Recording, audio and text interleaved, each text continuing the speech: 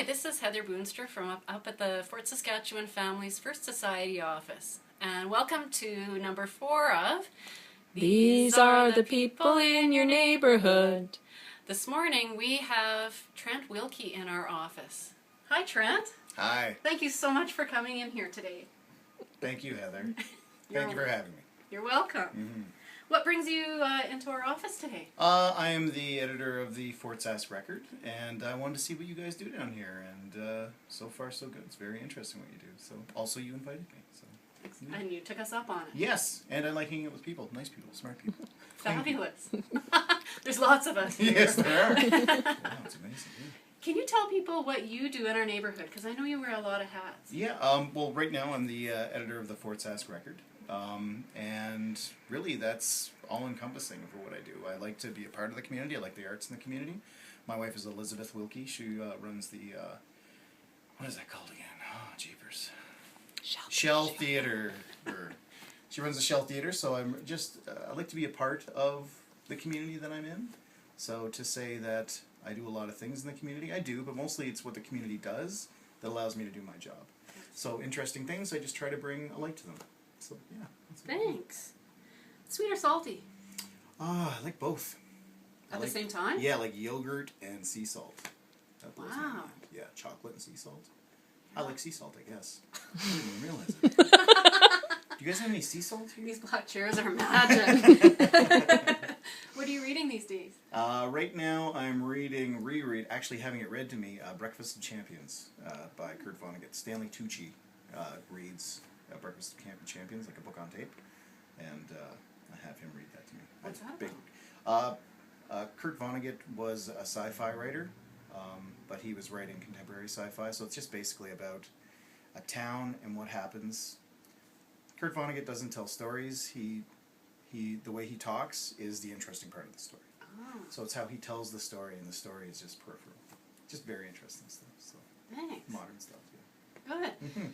Can you tell us something about yourself, or some things about yourself, that most people here wouldn't know? I like the outdoors. I was a canoe guide for 15 years.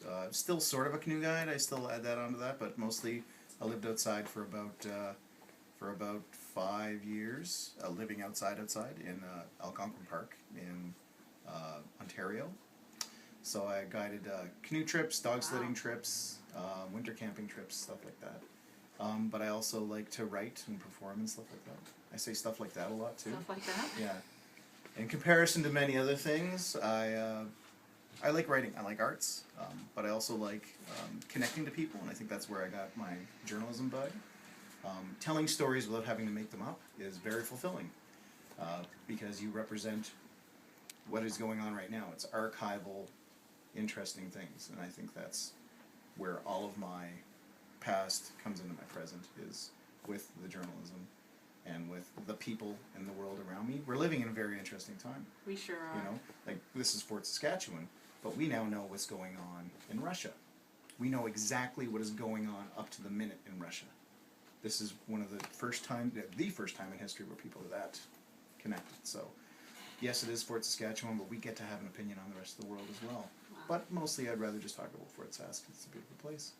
right on. And some of us saw you recently in the Off-Fringe production. Nope, that wasn't me. Nope. Yeah, Nope. as called from the street. Nope. This is the camera person saying yes. Yeah, so I do that. I do that as well. I don't do that as much anymore.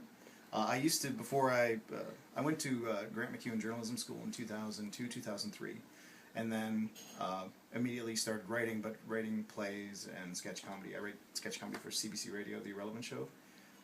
But that started to, I started to make a little money at that, and we started to succeed a bit. So I started doing that more, telling those type of stories, and performing and being a goof on stage for very little money. That sort of got me into staying in the Edmonton area and working with the Edmonton scene, because the Edmonton scene in theatre is probably the strongest in Canada. Fringe Festival that just happened is the second biggest in the world. Amazing. It's so talented, so many talented people. It's ridiculous. Yeah. It's actually without ridicule. It's very neat. So, but then I got married, and I had to get a big boy job. because you can't, you know, have a house and a car and stuff. You're just telling jokes. I guess that's what I'm Like doing. you're doing it now. Yes, exactly. Yeah. Because I'm getting paid a lot to do this video.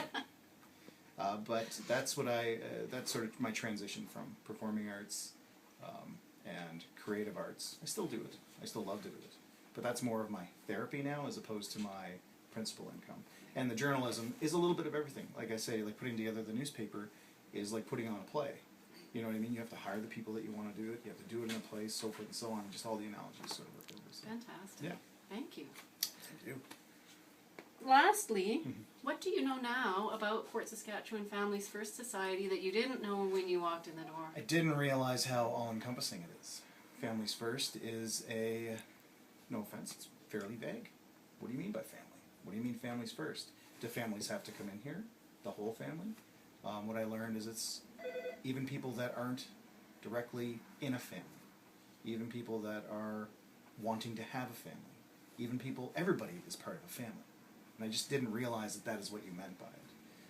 Anywhere from, like you said earlier, someone upset out in a car, just needing to come in and talk to someone telling about their day, person that really needs like violent interaction help, like that type of stuff.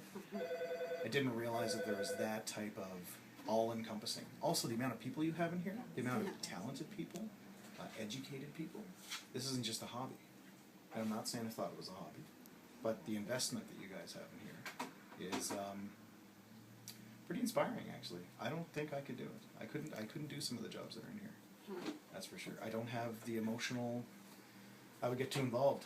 Like not getting involved in, like through my journalistic, like not getting involved in every story I write is tough enough, you know, but being a part of someone's life when they need someone else, that's pretty awesome. So, yeah, that's what I've learned. I learned a lot. Trent, we're so glad that you came in to spend time No, with us thank this you. morning. It was very Thank fun. you so much. No problem. And thank you for tuning in. Bye-bye.